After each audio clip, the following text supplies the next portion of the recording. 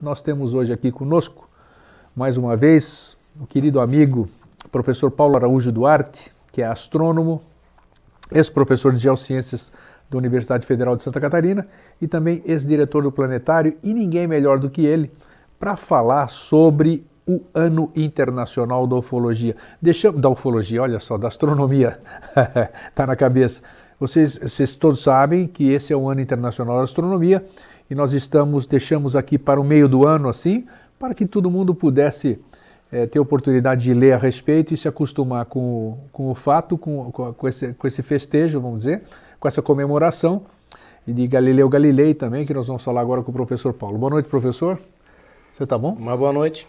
Meus cumprimentos a você, a todos que estão nos vendo neste momento. Muito obrigado pelo convite, mais uma vez. Sempre é um prazer recebê-lo. E nós estamos aqui à disposição para conversarmos um pouquinho a respeito do Ano Internacional da Astronomia. Uma coisa que eu sempre admirei em você, Paulo, você, apesar de um cientista, né, e você promovia as reuniões lá naquele passado lá na Universidade Federal, o professor Paulo é um holista. Podemos dizer que é um holista no seguinte aspecto: ele você sempre permitiu-se em ver todos os ângulos de um fato, né? E para poder deduzir melhor. Isso não quer dizer que concordasse com aquilo, mas você sempre foi aberto e muito pé no chão. Lembro-me também que aquele caso dos paraquedas, dos sinais, né? Exatamente. Então isso que é bacana no que você sempre fez. E vamos falar então, depois de enaltecer esse seu lado de pesquisador sério, idôneo, e mais aberto, com a mente aberta, porque tem cientistas que têm a mente fechada, eles usam aquela viseira e não saem daquilo de jeito nenhum. Isso prejudica até o próprio aprendizado. Eu acredito que a verdadeira ciência se faz respeitando as opiniões, inclusive a opinião contrária. Porque a partir do momento em que cientistas se sentam a uma mesa e todos eles pensam da mesma forma, todos eles pensam na mesma direção, na mesma linha, então não há oportunidade para mudar se alguma coisa estiver errada. Com certeza. Entende? Então aí a coisa acaba virando o quê? Essa discussão, essa mesa, acaba virando fé, religião. Nada contra as religiões, né? Mas a religião é baseada na fé e a ciência não pode. Entende? Então há necessidade sim de uma cabeça aberta, há necessidade de ouvir até mesmo opiniões contrárias. Não é? Porque é assim que a ciência vai avançar, é assim que o conhecimento vai avançar. Se todos pensarem da mesma forma, não há razão para discussão e não há razão para avanço nenhum. E nem haverá avanço nenhum.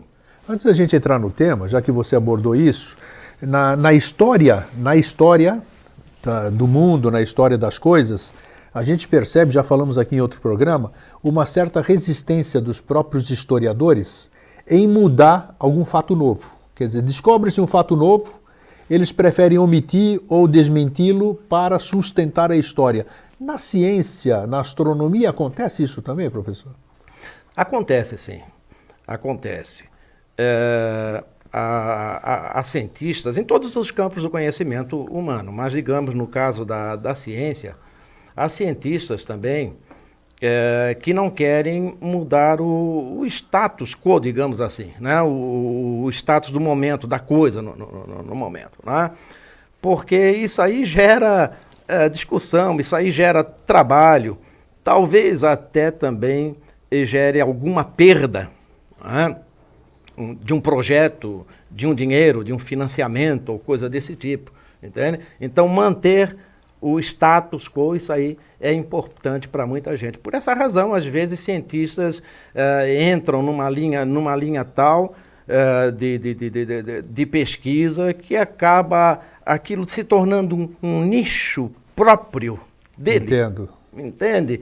Não há mais discussão com ninguém. O meu caminho é esse aqui, o meu nicho é esse e aqui é que eu vou viver. Não aceitamos nada que mude isso. Sim, exatamente.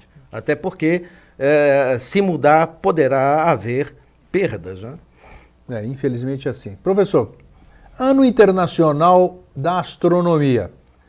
Por que instituiu-se isso? E se fala tanto e se instituiu esse ano, o Ano Internacional da Ufologia, 2009? Até não se fala tanto, deveria-se até falar mais. Não é? Mas o Ano Internacional da Astronomia foi estabelecido pela ONU, a Organização das Nações Unidas, em função de um trabalho e de uma proposta feita por uma comissão italiana. Galileu Galilei era italiano e o Ano Internacional da Astronomia é uma homenagem a Galileu Galilei.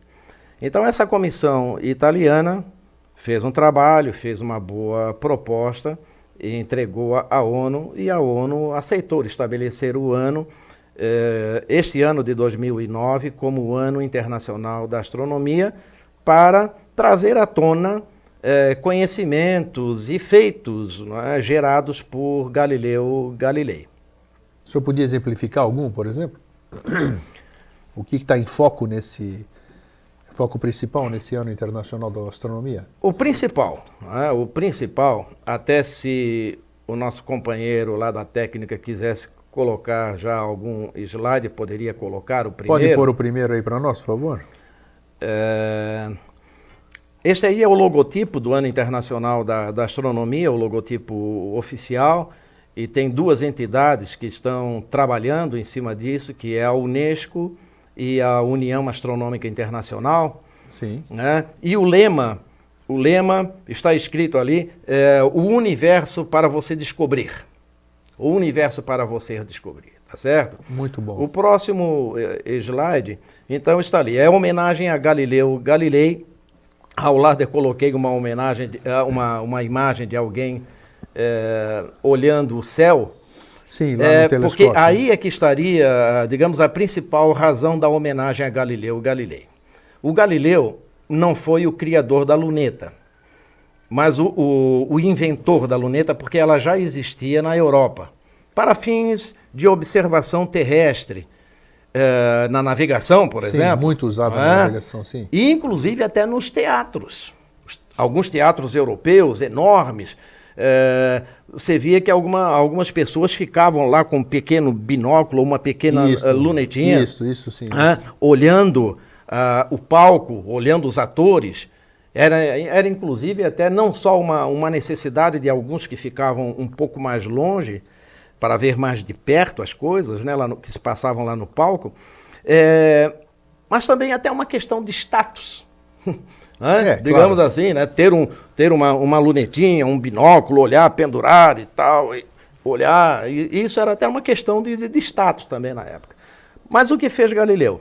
Galileu pegou esse objeto, ele não tinha nem visto assim exatamente a luneta, ele não tinha visto um aparelho, houve apenas a descrição para ele, e diante da descrição, e por conhecimentos que Galileu tinha de ótica, entende, de uma série de coisas na física, que ele deu grandes contribuições à física também, ele construiu uma luneta para ele e fez o quê? Dirigiu para o céu e passou a descobrir coisas no céu, na Lua, no Sol, os planetas, que começaram a perturbar o conhecimento de universo até então.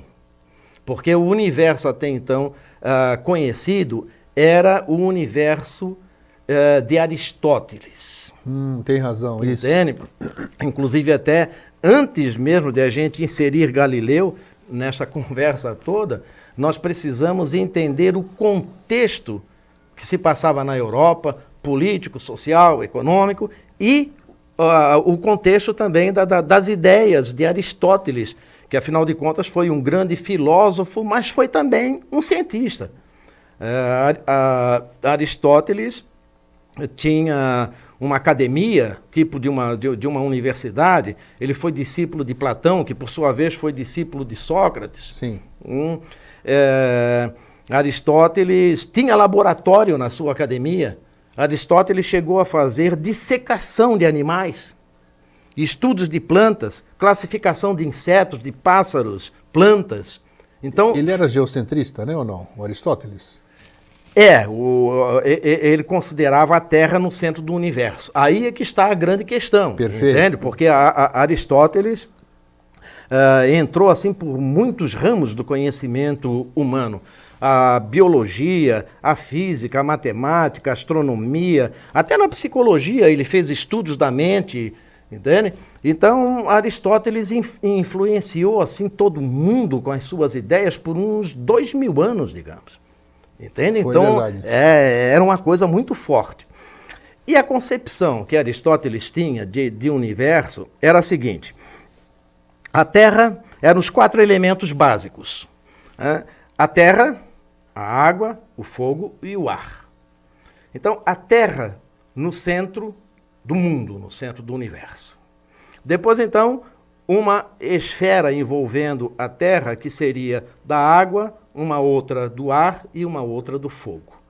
Esses 4 componentes, terra, água, ar, fogo, eram o mundo que ele chamava sublunar. Quer dizer, era um mundo que estava abaixo da Lua. Sim. Depois da Lua, então, tinha um 5º elemento, a quintessência que se dizia. Isso. Puxa. O éter, a essência que era incorruptível, onde estariam todos os astros. A Lua, o Sol, as estrelas, tudo estaria ali. Dali para diante não tinha mais nada. Então, abaixo da Lua era um mundo corruptível, era o mundo das mudanças. A água muda, o fogo muda, o ar muda, a terra muda. Esse era o mundo que nós habitávamos. Agora, o mundo perfeito era aquele da esfera externa que envolvia tudo, que era a esfera da quintessência. Ora, isso foi um mundo, assim, um universo, foi uma ideia que coube perfeitamente na Idade Média para a religião cristã. Sem dúvida. Judaica e depois, Sem então, dúvida. a cristã. Por quê? Aí vem o pensamento cristão. Nós, seres humanos, fomos colocados por Deus num mundo corruptível, o mundo das mudanças. Cheio de pecados. Cheio de pecados, cheio de problemas, para nós nos redimirmos desse pecado, desses pecados, dessa imperfeição, e almejarmos chegar no mundo da quintessência, que seria, em síntese, o quê? O céu, o paraíso. Paraíso, o céu, exatamente. o mundo incorruptível. Lá tudo perfeito, tudo bom, tudo certo. Quer dizer, então, essa ideia de céu como o mundo a ser atingido depois da nossa vida terrestre já é uma coisa que já vem lá de Aristóteles. Bem antigo. Os gregos, né? Culpa dos gregos. Né? É culpa dos gregos, tá vendo? Culpa sua. Então, isso cobre perfeitamente para a religião cristã na época, esse tipo de universo. Então, era o universo que se dizia geocêntrico. A Terra no centro e o resto tudo em volta da Terra, girando em volta da Terra. Entende? Ora, quando Galileu dirigiu a sua luneta para o céu, começou a descobrir algumas coisas que foram desmontando um pouco esse universo aristotélico. Com certeza. Consequentemente, o universo que o Vaticano impunha. A religião católica impunha durante a Idade Média. Aquilo ali é que era o verdadeiro, aquele é que era o universo verdadeiro. Não vamos mexer nele. Ok? Inclusive, até se passar o próximo slide, nós vamos ver a luneta que Galileu construiu, quer dizer, um dos modelos, né, que ele fez e que está, inclusive, no instituto, no Museu de História da Ciência em Florença, na Itália. Na Itália, sim. Isso aí está lá no museu. Ora, Galileu aperfeiçoou aquela luneta que era utilizada para fins terrestres, ele não foi o inventor, ele utilizou com fins astronômicos. Inclusive, até existem autores que dizem que um inglês e um alemão, que eu não estou lembrado agora o nome, já teriam antes de Galileu feito esse tipo de trabalho, ou seja, fazer estudos astronômicos. Mas não ousaram Mas mexer. não ousaram Sim. ir à frente, entende? Tanto é que eles não são conhecidos e eu até não me recordo muito bem o nome deles. Mas Galileu, sim, Galileu investiu uma coisa. Até há autores também que dizem o seguinte, que é uma certa inocência nossa pensarmos que Galileu foi um mártir do catolicismo na Idade Média. Porque, na verdade, o que a Igreja Cristã na época falava, até não defendia de um modo muito ferrenho o mundo geocêntrico, não. Havia o geocentrismo, mas havia também o mundo heliocêntrico, ou seja, o Sol no centro, sim, que teria sido formulado por Copérnico, polonês, isso. Copérnico em 1500 e pouco. Mas Galileu, sim, Galileu investia contra este mundo aristotélico, consequentemente contra aquilo que o catolicismo pregava. Os interesses, entende? Aí ele começou a incomodar, entende? Começou a incomodar o clero, entende? Então, e o Galileu era temperamental. Assim como o pai dele também. O pai dele não era astrônomo, era músico e fez grandes estudos dentro da música, inclusive a matemática da música. Ele era alaudista, ele tocava alaúde, aquele instrumento de cordas assim abaulado. Sim, sim. Galileu também tocava. Mas ele era muito polêmico, o pai do Galileu. A mesma coisa o Galileu, não é? Era muito polêmico, defendia as suas ideias de um modo muito ferrenho. Era irônico também, era irônico em muitos momentos. Então, o que acontece? Galileu começou a investir nessa ideia do mundo heliocêntrico e começou a descobrir coisas que ajudavam na ideia do mundo heliocêntrico, como, por exemplo, e desmontar o mundo aristotélico. Eu vou lhe dar uns exemplos. Galileu verificou que a Lua, se eu não me engano, até nós temos uma imagem seguinte, ele verificou que a Lua... não, esse aí é o telescópio Hubble, tudo bem. Mas o Galileu verificou que a Lua tinha relevo. Até então, a igreja dizia que aquele era um mundo incorruptível, ou seja, não tinha mudanças, não podia ter relevo. Ali era tudo certo, tudo liso, tudo bonitinho, uma esfera perfeita. Assim como o Sol também. O que fez Galileu? Botou a sua luneta e descobriu, ali está, relevo da Lua. A imagem está mostrando o relevo feito neste ano por uma sonda que chegou lá na Lua, que é uma sonda japonesa. Isso, eu li sobre isso.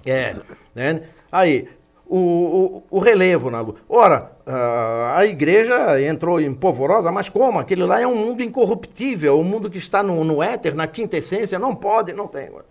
Galileu descobriu que o Sol tinha manchas, as famosas manchas solares que é um efeito da própria energia, o eletromagnetismo do Sol e tal, que gera umas manchas escuras na sua superfície.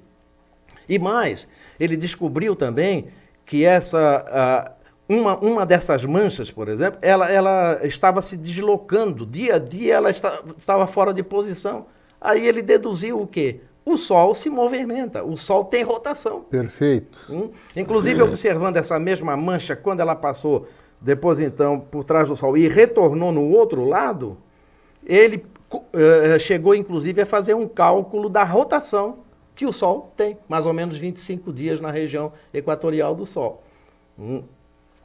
Ora, isso começou a causar problemas. Por quê? Porque o Sol era incorruptível, o Sol não poderia ter mancha, o Sol estava no éter, na quinta essência, não poderia ter mancha, não poderia ser uma coisa manchada.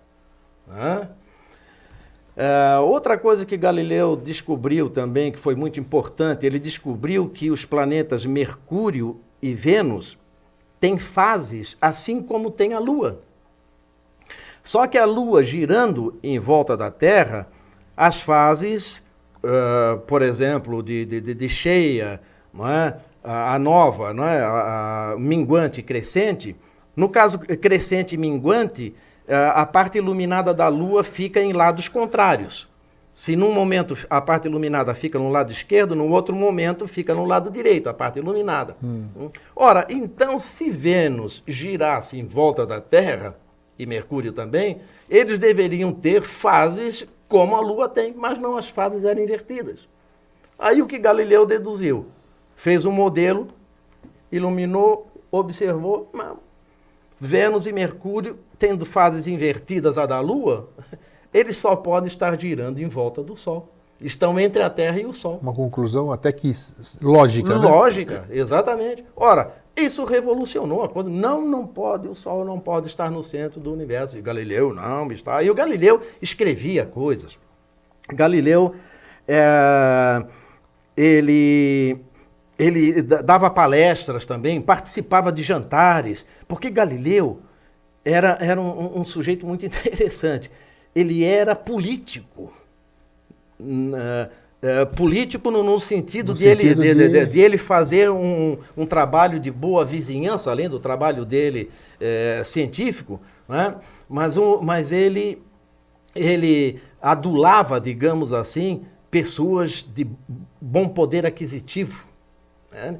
Tanto é que quando ele descobriu, por exemplo, que Júpiter, olhando pela sua luneta, Júpiter tinha satélites em volta, ele dedicou esses 4 satélites que ele viu, ele dedicou à família Médici, da Itália, que era uma família poderosíssima, riquíssima. Ora, com isso, ele ganhava, entende? Amigos, entende? Ele ganhava amigos. Com certeza. E com isso ele postulava também ser professor da Universidade de Pisa, ser professor da Universidade de Pádua também, onde ele foi. Oferia recursos para as pesquisas, né? Oferia recursos para as pesquisas, porque eram pessoas ricas, entende? Então ele fazia esse tipo de trabalho. Então com isso, o que ele angariava? Muitos amigos, mas ao mesmo tempo muitos inimigos. Puxa. Entende? Eram muitos amigos, mas também muitos inimigos. Então, tendo a proteção dessas pessoas, de uma certa posição social, um certo poder econômico na Itália, ele tinha alguns privilégios. E aí, sendo polêmico como ele era, falador como ele era, às vezes ele até podia exagerar um pouquinho, porque ele sabia que tinha alguma proteção. Entende? Então, foi mais ou menos assim um panorama que eu dou a respeito desse trabalho do Galileu. Então, Galileu utilizou essa luneta, essa primeira luneta que ele fez, em 1609. Nós estamos no ano 2009. 400 anos né, de comemoração da primeira luneta voltada para os céus e descobrindo coisas. E veja, esse foi um grande momento da astronomia, porque a luneta, que depois então passou a ser chamada de telescópio, sim, não é? Desenvolvimento. O próprio Galileu não chamou de luneta, ele deu o nome de perspicillum, um nome latino que significa mais ou menos um aparelho usado para olhar, qualquer coisa assim. Né? Mas depois então, com o desenvolvimento de equipamentos, da ótica, das lentes e tudo mais, chegamos ali como a imagem está mostrando hoje, o telescópio Hubble, que está no espaço a mais ou menos 600 quilômetros de altura. Sensacional. Fazendo pesquisas e mais pesquisas. Então, tudo isso aí foi uma construção, quer dizer, outros começaram a fazer lunetas e a coisa foi se aperfeiçoando de tal maneira, não é? Que hoje chegamos aí ao telescópio Hubble, tem outros projetados. O Hubble foi lançado, se eu não me engano, em 1990, me parece em abril de 90. vai funcionar até mais ou menos 2020 e depois ser desativado. Já prepara, já tem um substituto dele, inclusive, já né? tem um substituto, já estão preparando a coisa. Ora, então a astronomia, a partir do momento da luneta do Galileu, a astronomia começou a passar por um processo de uma revolução boa, né? De muitas descobertas, e aí a gente com a possibilidade cada vez maior de penetrar as presas do universo e fazer descobertas e mais descobertas. Ela passou a ser mais científica do que religiosa, né? De crença, né? Sim. Que aí sim, acabou. Sim. Você foi pesquisando, ninguém achou Deus lá em cima, né? Exatamente. Não tinha santo nenhum, não tinha paraíso nenhum, quer dizer, hipoteticamente estamos falando, e começou a se ver que realmente é um sistema muito bem organizado, né? Exato. O universo, com galáxias, com tudo isso aí, é uma coisa fabulosa, vamos dizer assim. Eu tenho até, se você me permite... Por favor. Eu tenho uma colinha aqui, já que você falou nisso. Vamos lá. De uma revista jesuíta de nome América. Opa! Uma reportagem que eu li, que é do dia 30 de março de 2009. Agora, recente. Agora. Então, é um texto que comenta o Ano Internacional da Astronomia. Porque, veja, além dos astrônomos profissionais, astrônomos amadores, professores das escolas, professores de geografia, de ciências, enfim, nas universidades, apesar de que nas universidades a astronomia não é muito trabalhada, até nas escolas mesmo do ensino fundamental e médio não é muito trabalhada. O que é uma pena. O que é uma pena. Mas essas pessoas estão trabalhando, mas também o Papa Bento já se manifestou a respeito do Ano Internacional da Astronomia, alguns bispos e alguns padres também já foram orientados para falar nas missas, né? Falar naquele momento em que ele faz aquela sua fala tal, a respeito de Galileu, do Ano Internacional da Astronomia. Olha, que bacana. Enfim, levar isso aí para a astronomia e Galileu e tudo para o grande público, né? E nessa revista eu vi um texto que eu não pude deixar de anotar. Opa, vamos lá. Não é? Fez bem. E vocês me permitem, o autor diz assim: um astrônomo de um observatório na África do Sul diz aos políticos locais: se as tensões em áreas conturbadas correrem o risco de uma escalada para a violência, não enviem as tropas, enviem os astrônomos. Opa! Pois uma consciência do nosso lugar neste incrível universo pode relativizar as nossas lutas e nos fazer viver juntos e em paz. Puxa. Muito interessante. Algo muito, muito bom. Não enviem as tropas, não enviem os soldados, enviem os astrônomos. Porque a partir do momento em que os astrônomos começarem a ensinar as pessoas a verem o universo, a grandeza, a grandiosidade do universo e a pequenez do ser humano neste universo. É verdade. É verdade. De repente, quem sabe até os religiosos passem a entender melhor o que seja Deus. Tem toda a razão. A gente vê quando a gente está... O fascínio que nós temos por uma noite estrelada, né? Puxa Exato. vida. E pela própria astronomia. Com certeza. É enigmática para nós, né? Algo nos chama cheio de mistérios, vamos dizer. Você não imagina, não é? Como a astronomia chama a atenção das crianças quando elas vão aos planetários, aos museus de ciência. A astronomia é uma coisa incrível. Agora, a gente não consegue entender, não é? O porquê as escolas trabalham tão pouco a astronomia. Mas voltando aqui a esse texto, então veja que é muito interessante. Não enviem as tropas, enviam os astrônomos. Quer dizer, então a proposta do Ano Internacional da Astronomia é essa. É enviar os astrônomos, levar os astrônomos, né? Que os próprios astrônomos tomem a iniciativa de chegar ao rádio, à televisão, à imprensa em geral, às escolas, para fazer esse trabalho de levar não só Galileu Galilei, mas a astronomia em geral e outros nomes também importantes que existem na astronomia e que podem ser trabalhados. Aqui em Santa Catarina, no nosso estado, o que tem sido feito nesse ano aqui? Quais são os projetos, as atividades para se festejar e se fazer bom uso, já que é o ano inteiro de atividades, né? Exatamente. Olha, eu como estou aposentado, né, lá na universidade, então eu estou um pouco afastado dessas atividades. Sim. Tá certo? Mas consultei o nosso planetário por esses dias, e o que está sendo feito é o seguinte: em primeiro lugar, o planetário está em reformas, tanto do equipamento como do seu prédio. Sim. Entende? Então, ele está sendo adaptado para um equipamento mais moderno. Então, lá para outubro é que o planetário volta a funcionar. Tá? Mas existe um grupo de astrônomos amadores que se reúne lá no planetário. Esse grupo, juntamente com a equipe do planetário, está fazendo um trabalho relativo ao Ano Internacional da Astronomia. Né?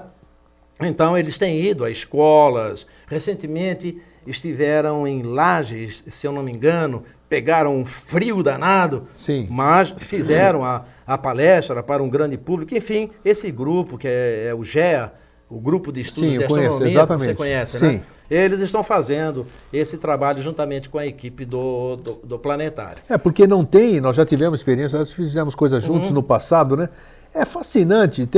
Nós fizemos uma vigília uma vez, vigília e é o jeito de se falar, no mirante da Lagoa da Conceição, chegou a dar briga entre as crianças na fila, porque todo mundo queria ver o telescópio, né? Botar os olhinhos ali para ver a caixinha de joias, as constelações. É fascinante. E é isso que realmente é cultura. Isso que deveria ser ensinar nas escolas, coisas que as pessoas vão se utilizar. Nós aprendemos, você foi professor, né? E vai ser sempre professor, a gente nunca deixa de ser, né? Mas, e aluno também. Exato, aluno nós somos direto, na vida inteira nós somos alunos. Mas quantas coisas inúteis nós aprendemos na escola? Inúteis, coisas que a gente é obrigado a fazer e não vamos usar nunca mais. Agora, por outro lado, é o que você está falando agora, puxa vida, se nós conhecêssemos o ecossistema, ecologia, astronomia, as coisas que vão gerar o nosso futuro, que vão garantir o nosso futuro, o futuro das nossas gerações, isso sim é um estudo que vai acrescentar e é muito empolgante, né, Paulo? Porque está tudo para ser descoberto ainda, né? Tudo para ser descoberto. Nós estamos caminhando os primeiros passos nisso tudo. Você fala uma coisa muito, muito importante, não é? Veja, não seria só, digamos, levar equipamentos, telescópios para mostrar para o pessoal, dar uma olhadinha e tudo mais, mas é orientar, né, essas pessoas com relação à importância da astronomia, o papel da astronomia na nossa vida. Nós vivemos, nós respiramos a astronomia diariamente. Os astros influenciam-nos, a Lua, a gente sabe, marés, uma série de coisas. Então não é nada de esoterismo, nós estamos falando de ciência. Não, nada de esoterismo. Não, me veja bem, não é? Estou falando de ciência. Nessa linha de pensamento, veja, se eu pergunto a hora para você agora, hora é astronomia, sim, porque a hora está relacionada com o movimento da Terra. Como é que eles viam? Antes não tinha relógio? Eles viam a hora exatamente pelos astros. Pelos astros, exatamente, não é? As estações, tudo. Sim, exato. O dia, não é? O dia está relacionado com o movimento de rotação da Terra. Isso. Não é? O ano é o movimento de translação da Terra, a Terra girando em volta do Sol. Não é? Veja, por exemplo, semana. Quer ver uma coisa interessante? Semana.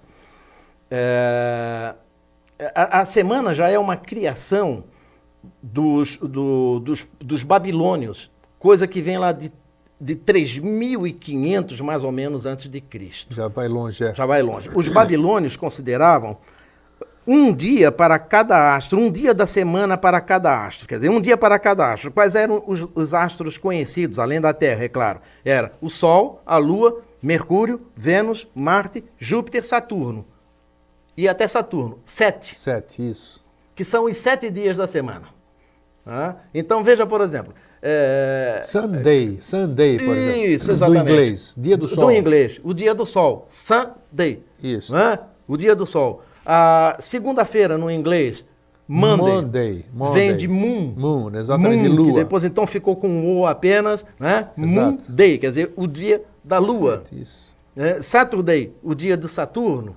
Isso, e por aí vai, né? E por aí vai, entende? Então isso tem no alemão, tem no francês, enfim, em várias línguas, italiano, etc. Entende? Então a astronomia acaba penetrando também em outras áreas. Tudo, é científico. Na área da linguagem, por exemplo. Não é? Esse é o conceito de semana, que é uma coisa que já vem lá de longe. O mês, né, relacionado com a Lua, a translação da Lua em volta da Terra, né, que dá praticamente um mês, então 4 semanas daria um mês.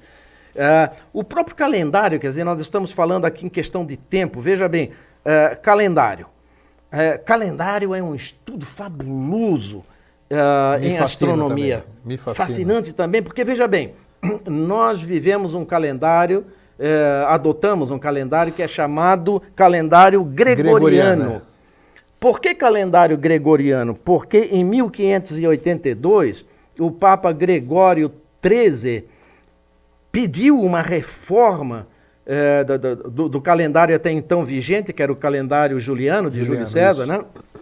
Porque estava havendo uma defasagem no início das estações do ano em relação ao ano civil. Quer dizer, ano civil e ano astronômico não estavam se casando muito bem. Então as estações do ano estavam meio defasadas. E ele chamou um astrônomo e foi feita uma reforma do calendário de tal maneira que o erro é muito pequeno hoje em dia. Entende? É muito pequeno. Então esse calendário vai ter validade por muitos e muitos anos. Aí então foi estabelecido o ano bissexto, sim, né, chamado ano bissexto, anos, né? Cada 4 anos, acrescenta um dia, aquela coisa toda, tal, tudo para ajustar o calendário civil com o calendário astronômico. Mas aí vem uma indagação, né? Por que um Papa se preocupar com o calendário? Não teria que ser coisa de cientista? Com toda certeza. E a resposta? E a resposta? Pois é. Eu ia até deixar em branco. Não, mas vamos responder. Né? Vamos responder, não podemos. Veja, porque as festas religiosas tinham uma importância muito grande, um impacto muito grande, uma importância muito grande para a população. Consequentemente, uma festa que fosse feita na primavera teria que começar na época em que as flores estão vindo. Sim. Não é? Claro. Ora, então como estava havendo uma defasagem, por exemplo, da primavera, que já não estava começando mais lá em setembro, mas já estava muitos dias e semanas atrasada, então a coisa já não estava mais coincidindo, porque primavera para a religião sempre foi considerado o quê? É o momento do retorno da vida para o planeta. Exatamente. Enquanto que o outono é o contrário. O outono, então, é a morte, né? É o momento da reflexão, é uma coisa diferente. Quando as folhas caem, quando as folhas caem, a renovação. Depois, então, vem a primavera, que é a renovação da vida no planeta. Ora, então, era muito importante que as festas religiosas fossem feitas na época apropriada. Então, quando o Papa... Isso já é muito antigo, inclusive, né? Porque vem dos solstícios, dos equinócios, sim, né? Que isso aí já vem desde... Já vem...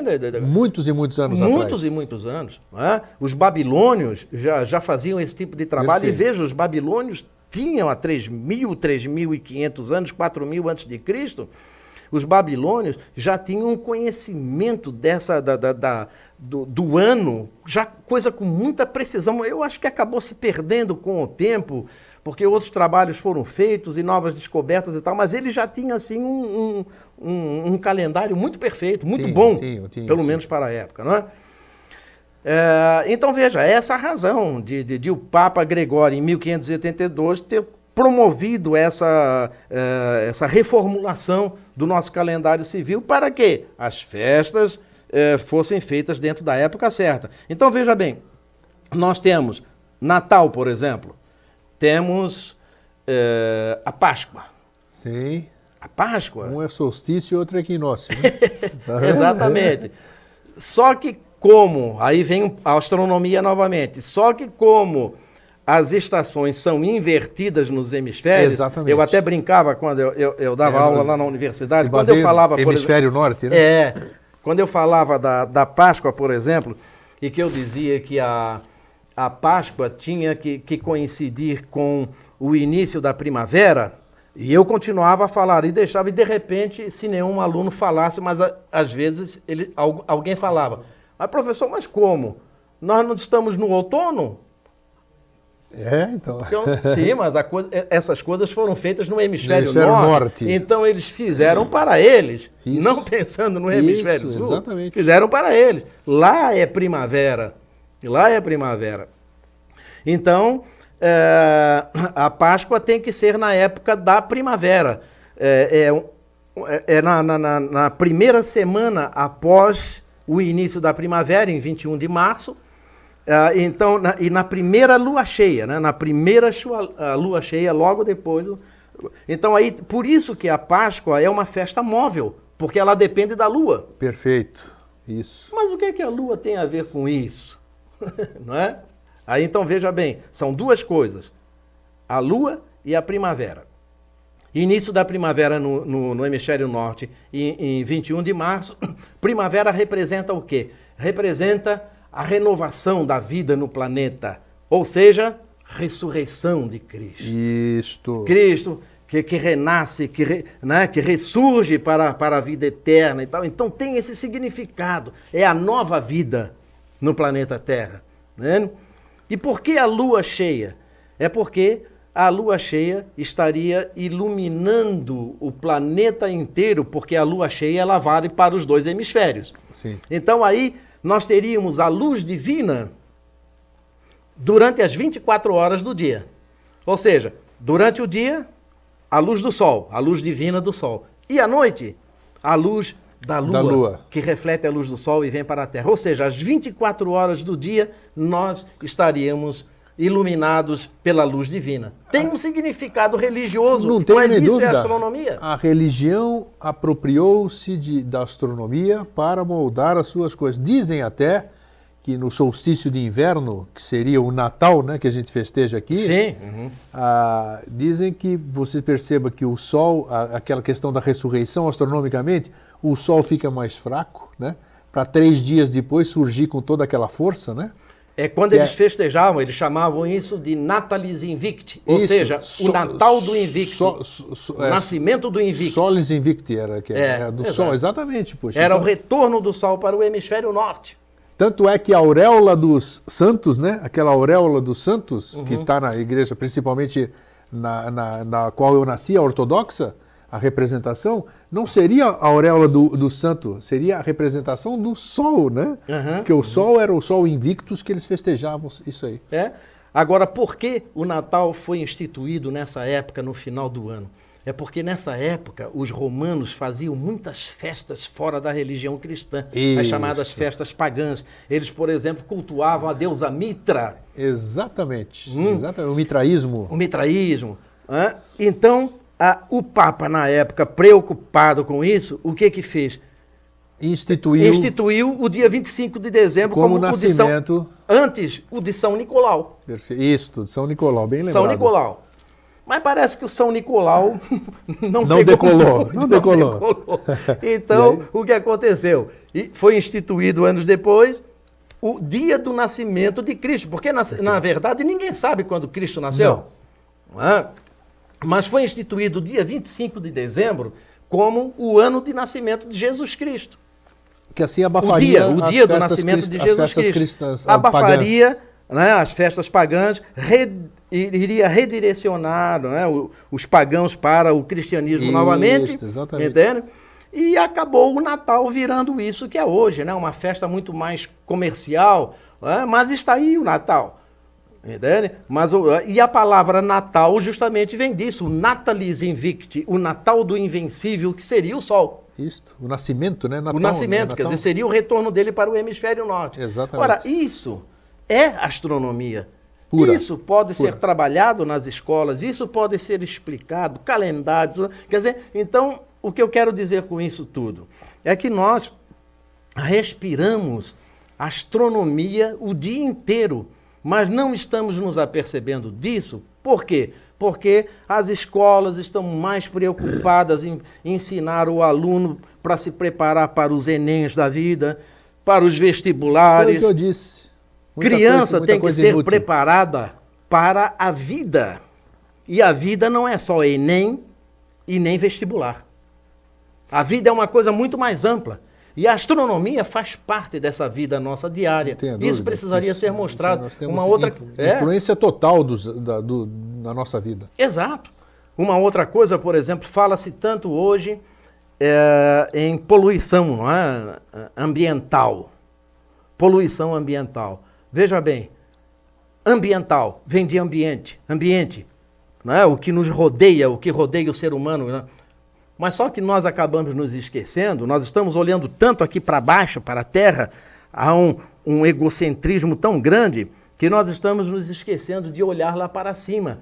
E lá em cima, hoje nós temos uma quantidade enorme, milhares e milhares de cacos, de pedaços. Não tenha dúvida, o lixo espacial? O lixo espacial. Que já é uma preocupação hoje também muito grande, da muito ONU. Grande. Exatamente. São milhares de pedaços. Que aquilo um dia vai cair. E já caiu. Aqui no Brasil nós tivemos, se eu não me engano, foi o ano passado, caiu no interior, não me lembro bem se foi Goiás, uma coisa assim, caiu um pedaço de um objeto. Perfeito. Entendeu? É isso aí, Goiás. Em fevereiro desse ano, agora, de 2009, 2 satélites se esbarraram lá em cima. Foi. Um estadunidense e outro russo. Se esbarraram. Entendeu? Não foi nada de guerra, não, conflito, não, foi algum erro de alguém, alguma coisa. Mas é muita coisa lá em cima, realmente. Quando 2 objetos lá em cima se esbarram, eles acabam gerando pedacinhos pequenos. E um pedacinho pequeno do tamanho de um parafuso é capaz de dar um problema enorme. Numa nave. Com certeza, entende? Com certeza. Que esteja aí com os astronautas aí em volta. E já houve caso desse. De uma dessas espaçonaves com um astronauta ter sido atingida por um desses cacos. Entende? É um perigo, realmente. Então hoje nós temos, isso acabou gerando o quê? Uma outra área dentro do chamado direito internacional, que é essa questão do direito aeroespacial, que aliás já existe desde o desenvolvimento da aviação, o direito aeroespacial existe. Mas agora isso poderia ser também trabalhado nas escolas na questão da poluição, não é? E ser mostrado um pouco, levar alguém da área do direito, por exemplo, para as escolas, para falar sobre o direito internacional, para falar sobre o direito aeroespacial. Porque se um negócio desse cai numa cidade, se mata alguém, quem é o responsável por isso? A densidade demográfica está crescendo, né?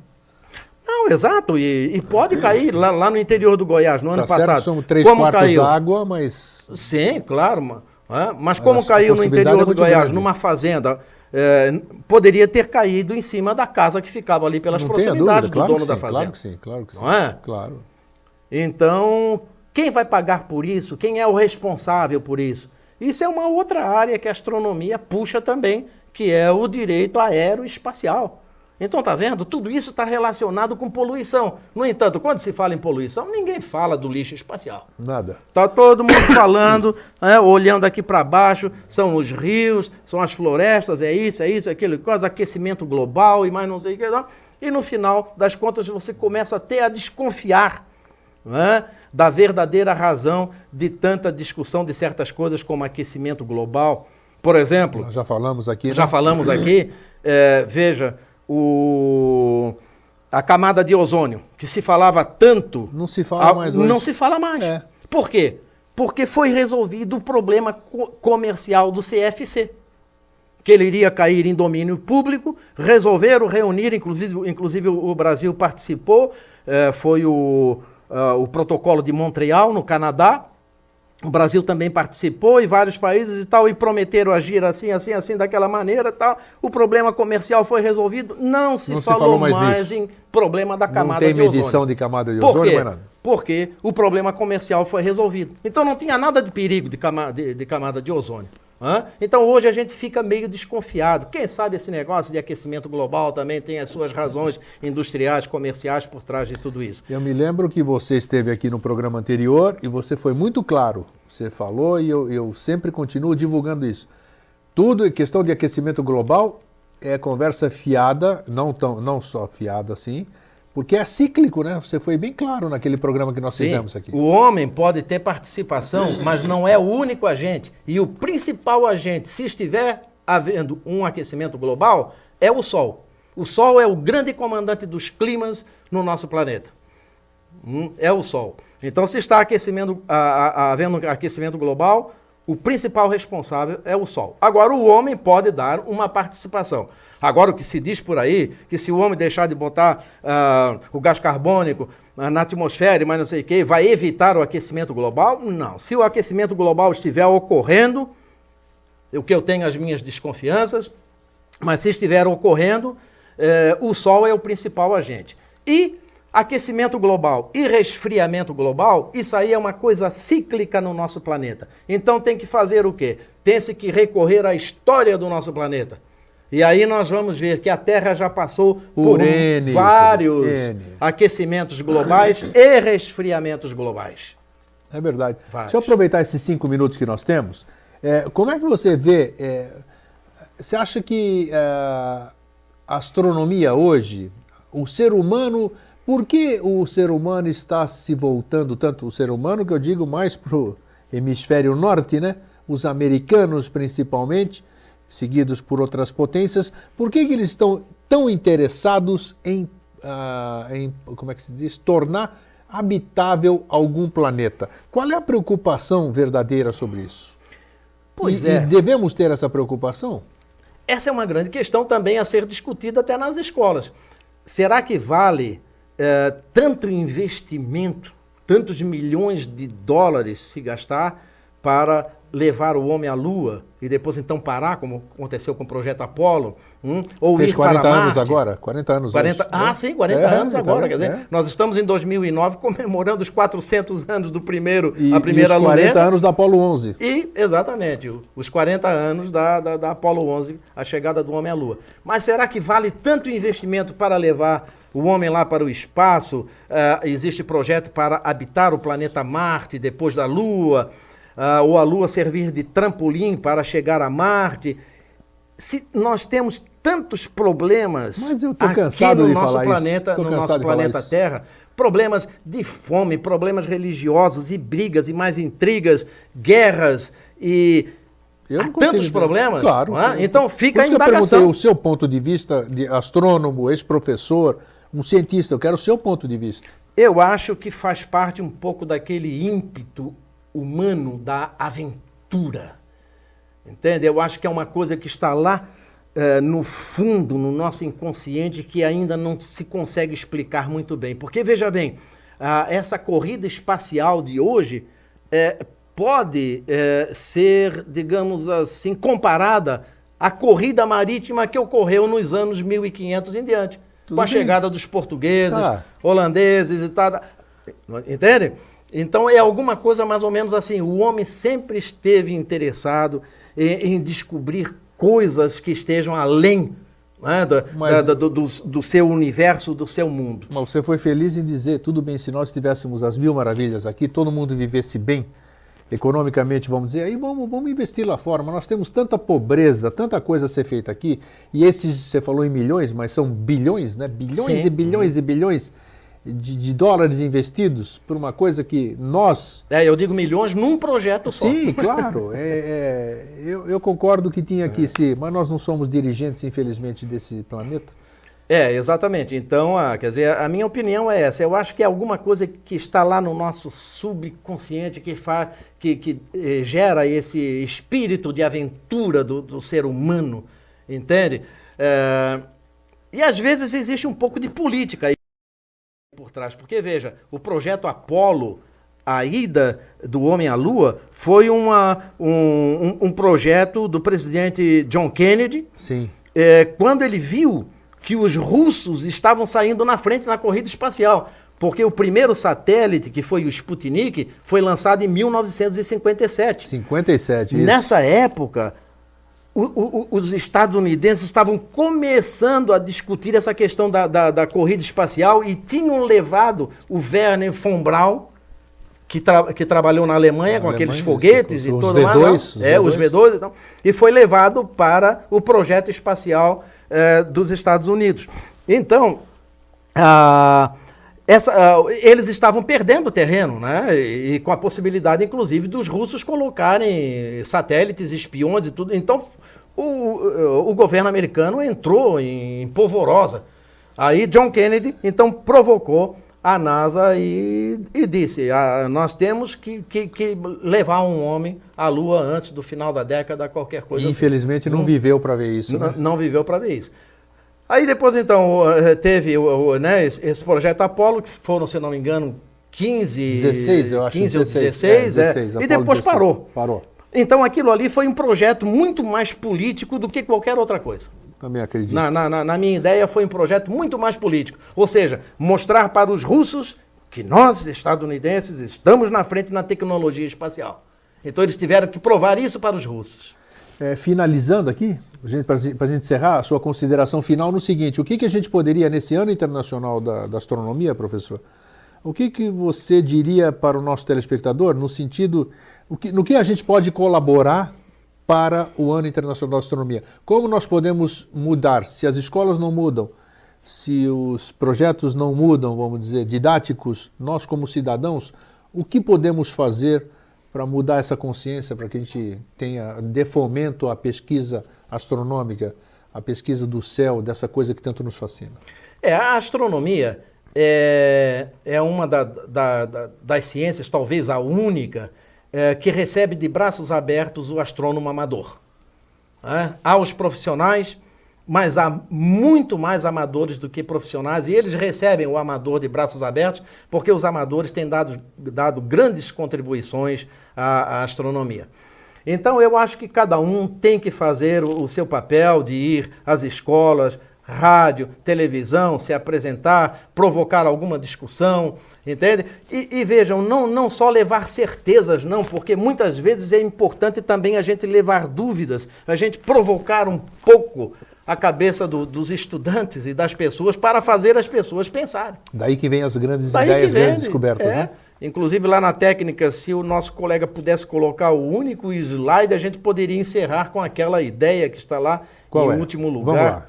O conhecimento só avança se você se despir da sua autoridade. No momento em que você diz, eu é que tenho o conhecimento, a minha verdade é que vale. Aí então não existe mais ciência. A ciência só vai existir a partir do momento em que sentar à mesma mesa o cientista, o religioso, o místico, enfim, ideias diferentes, eu quero dizer. Entende? Então, às vezes vale muito mais, e muitas vezes na universidade eu terminava as minhas aulas dando uma dúvida, deixando uma frase no ar. Pensem sobre isso, porque é pensando, não é, que você vai gerar novas ideias. Então, gerar novas ideias só pode contribuir para o avanço do conhecimento se nós nos despirmos da nossa autoridade do conhecimento, como o único conhecimento válido.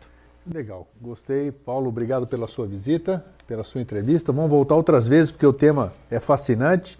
Eu deixo para vocês o nosso grande abraço e o até sempre. TV Floripa apresentou Vida Inteligente.